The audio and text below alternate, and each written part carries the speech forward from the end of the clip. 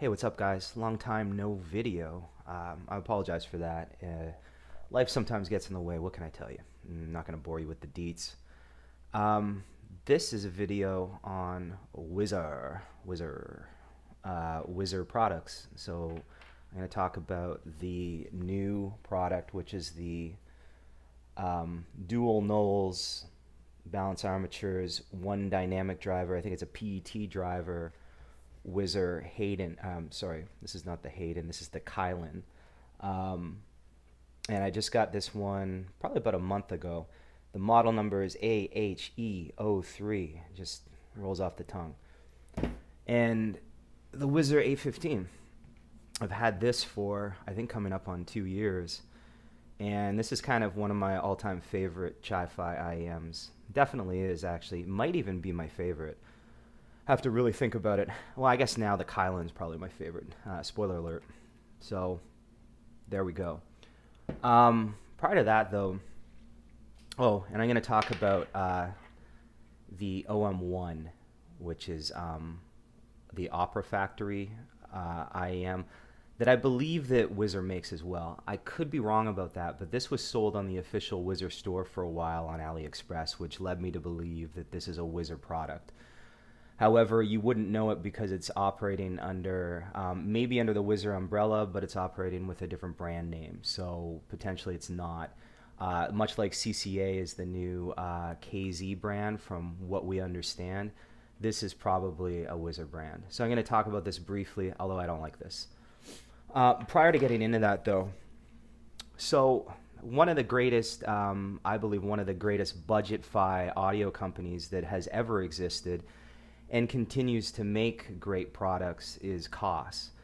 And Koss has two products in particular that people love. One is this guy, the KSC 75.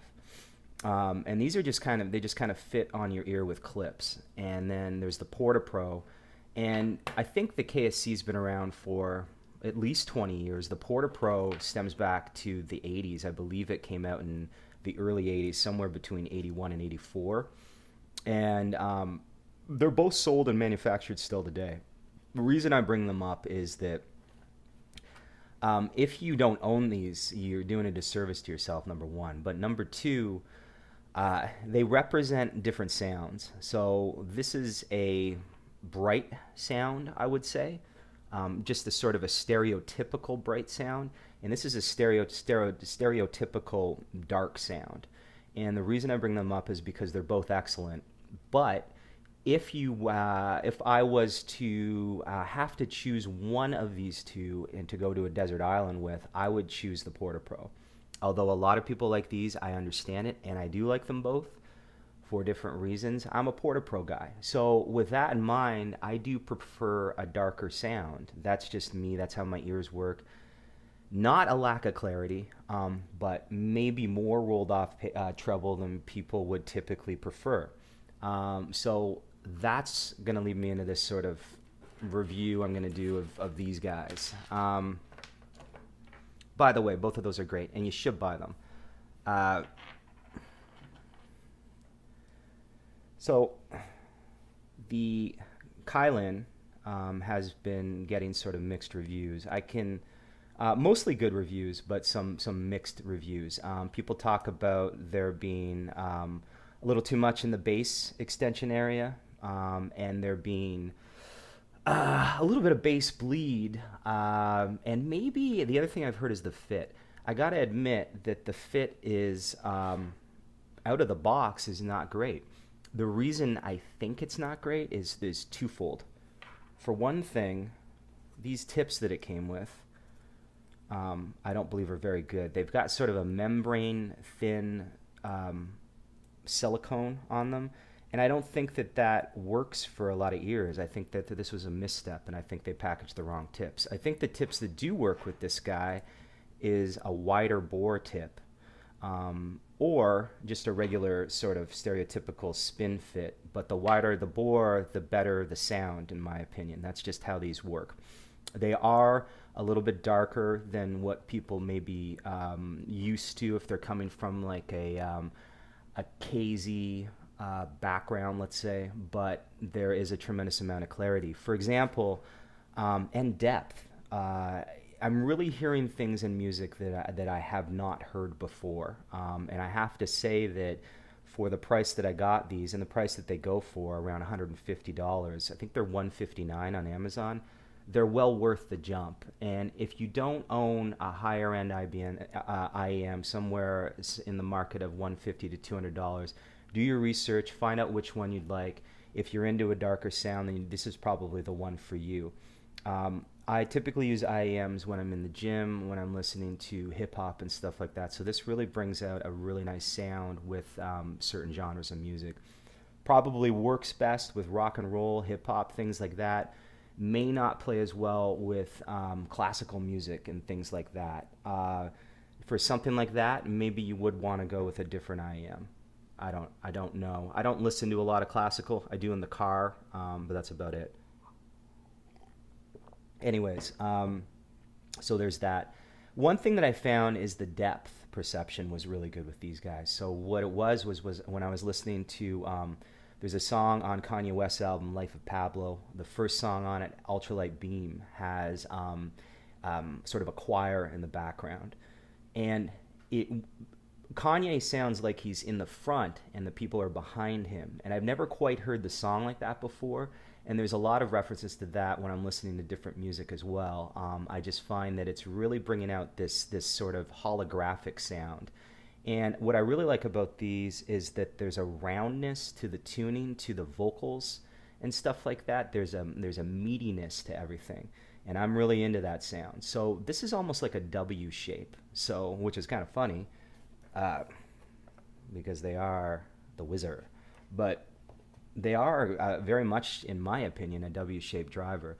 Now there is mid bass, and I wouldn't recommend using them with the tips that are packaged with them. I don't think that those work very well, and I think that they work best again with a wide bore to bring out a little bit more clarity and kind of mellow out the bass a little bit. They'll probably come out with a pro version of this that'll have more of an audiophile tuning. You will find that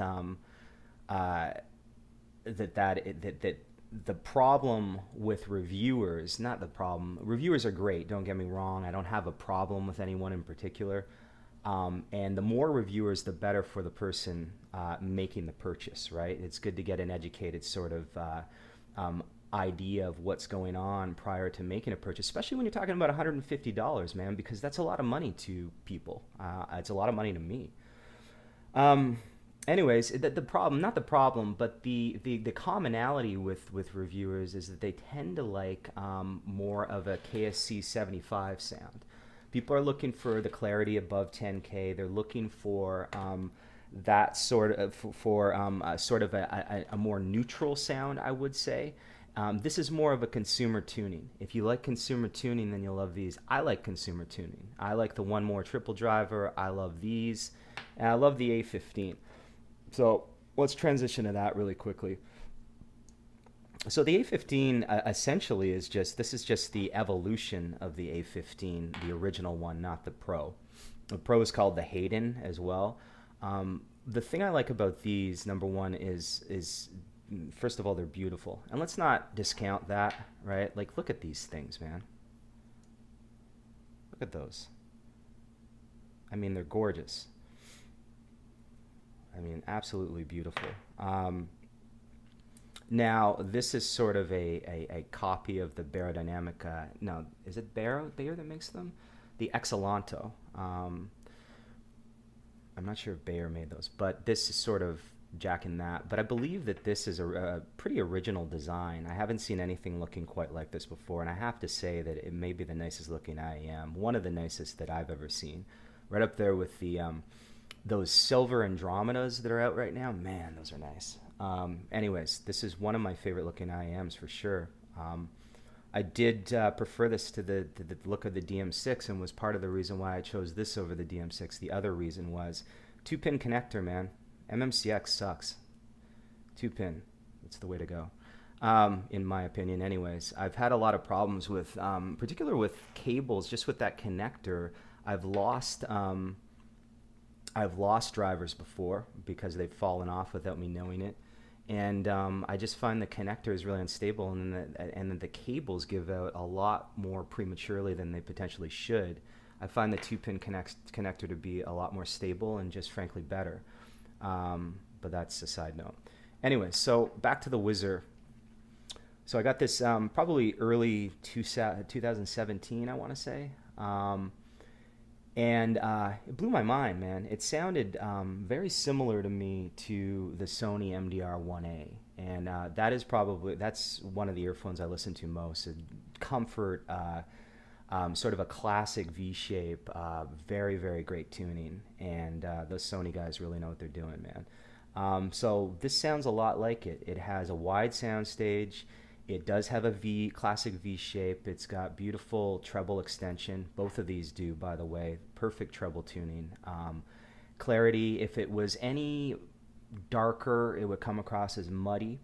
And if it was any brighter, it could be seen as bright depending on the genre. So these play across every single genre without having to worry about any sibilance whatsoever. I just love these. Anyways, yeah, and I mean, there's a really good fit. One problem about fit, though, with these guys. Now, all the cables, actually. This is the cable that came with the Kylin. And the problem I have with this cable is that it's just doing too much here, and it's pushing the IEM out of my ear. I also don't like these L shapes.